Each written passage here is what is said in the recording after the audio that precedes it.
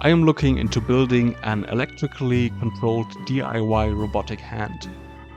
I've been looking at different approaches, some with individual servos as joints, some with rather rigid fingers.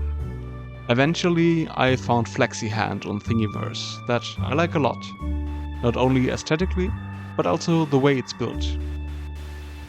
It consists of the main part of the hand and 3 segments for each finger, 2 for the thumb, all printed with PLA.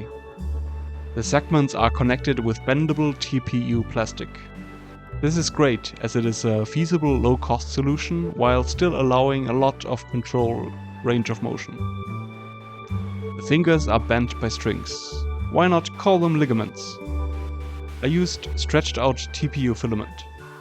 The filament is led through small canals on all finger segments and the hand, reaching out at the bottom of the hand where eventually I want to connect them to servos or actuators.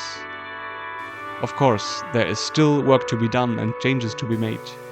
While the TPU joints bend the fingers back, I would like more control there. So I am currently drafting a new version of the hand with a second set of ligaments that would be responsible for opening the hand.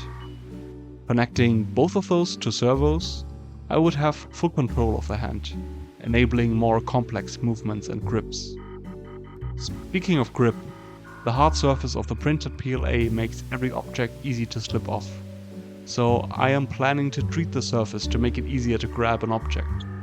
For that, I will either make a TPU coating or find some other suitable material. If that is of any interest for you, feel free to discuss in the comments or subscribe to drop in another time for the next iteration of my robotic hand. Until then, take care.